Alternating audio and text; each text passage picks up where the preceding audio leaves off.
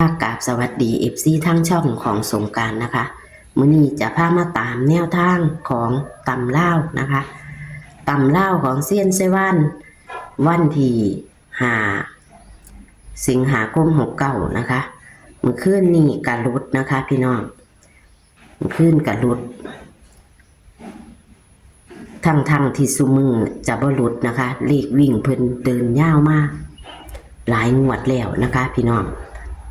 พึ่งจะมาหลุดนะคะ ถ้าหลุดตะเกาจะบ่หลุดเลขวิ่งแต่เมื่อคืนนี่หลุดเลยค่ะกะขอโทษขออภัยค่ะเลขมีเขามีหลุดเนาะพี่น้องเฮาก็มาตามต่อคือเก่าค่ะฮักเข้ากับเข้าค่ะแต่ว่าคันผู้ใดไปตัดซื้อ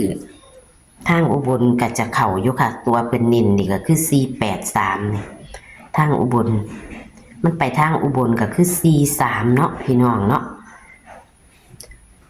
ทางเฮากับถือว่าบ่เข้านะคะเอางวดนี้งวดวันที่5สิงหาคม69เฮามาแก้มือใหม่กับเซียนไซวานจะเป็นตัวใด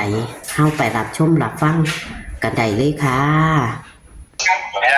ขอตำลาวเนี่ยค่ะสวัสดีค่ะมาเอาตำลาวรุดไปเบิดเดโลดเซียนขึ้นนี่รุดไปแถบก็ได้ค่ะเอาเหล็กล่าวของเฮาลงตามปกติคือเก่าถ้าเทียมันเข่ากับมีเนาะ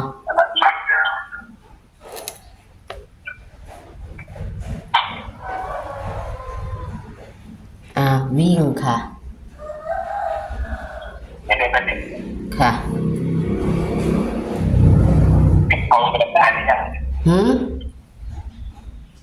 ไปดำหน้าตีนี่สิดำหน้าอีกเสียงอ๋อจะมันดูเนาะค่ะค่ะ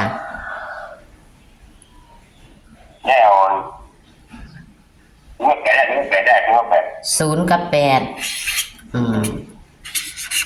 กับ 8จับคู่ฮะ10 10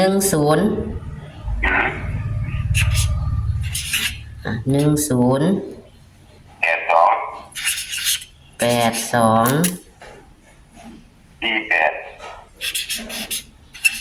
48 46 60720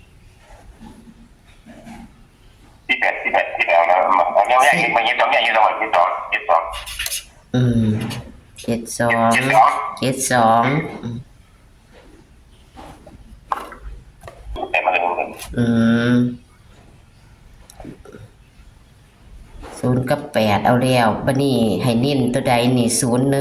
82 48 46 60 72แม่นบ่บัดนี้เลข3ตัวมีบ่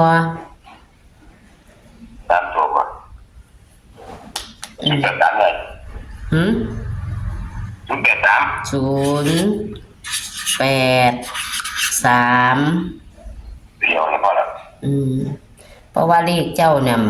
คันตัดลินนั่น483 43มันจะไปอุบลตันไปทางอุบลบ่แม่นได้ใหญ่ที่เขาจัดอยู่ได้ใหญ่ที่เขาจัดอยู่ได้ว่ามันดำสูงเนาะดำจังดำเด็ดแล้วที่ปล่อยเข้าไปมันเดี๋ยวเข้าไปเข้าโตเข้าจะดำหมดแล้วพวกนี้เขาไปความเขามีแรกกันให้ตายายค่ะเนี่ยมันจะว่าแต่ว่ากับเจ้าจริงค่ะเกี่ยวเทิงไปเฮ็ดเวียกเทิงเฮ็ดเลขแลนเลขอันนี้เจ้านิ่นตัวใดนี่เลขจับคู่นี่46กับ8ปีได้46กับ48บ่แม่น84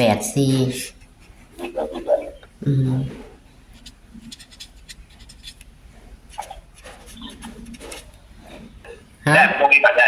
ตรงว่า นี่ปลูกเปกปลูกเปกตกกับว่าพ่อสิเป็นหวานเป็นยาดอกตก น้ำตานี่ก็เนี่ยนะ ตกพ่อขันเป็นดำหน้าเนาะกับสิดินพ่อเหนียวดำหน้า น้ำตาลนะ พ่อบีบนะ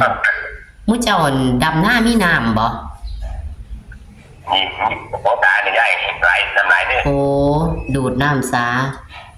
ผมแม่มันโอ้โหตาแมวต้องทำแม่ อืม ตาต้องทำคนจริงไม่ต้องทำมือเกี่ยงนั้นนะ อ๋อจ้ะดำแล้วบ่มื้อนี้ แล้วเจ้าพอมันที่เป็นนะก็มันกัน อื ตาม มแต่ว่ากะงานก็สิหลายอยู่ดอกทางบุญก็สิบ่มันเป็นทางดงบ่มันเป็นทางดงทางผู้บ่ทางมุ้เจ้า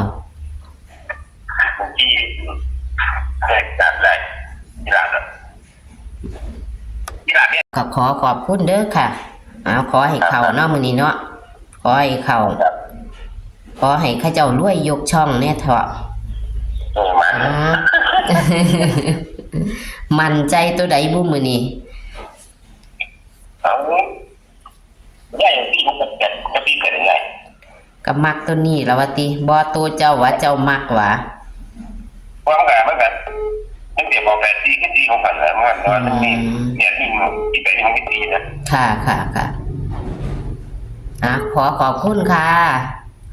ครับ ค่ะสวัสดีค่ะ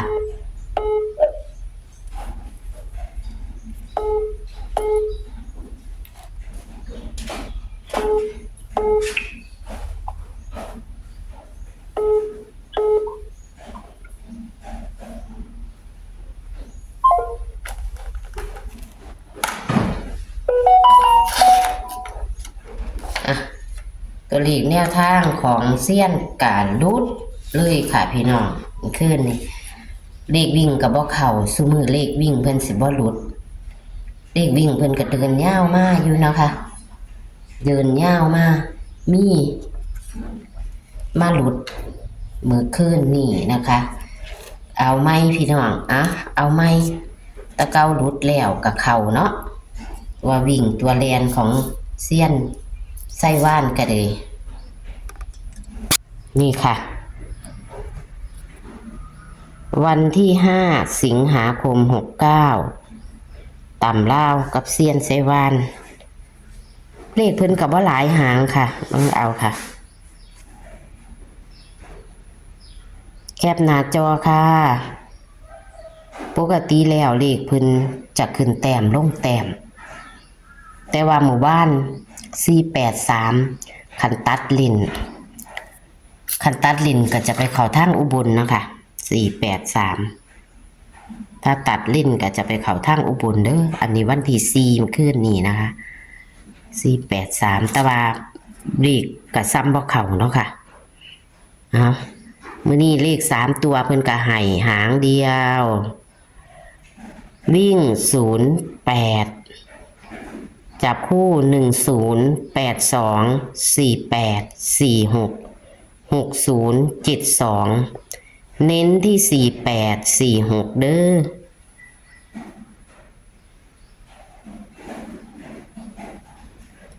โชคมันกับเซียนไส้ว่านนะคะ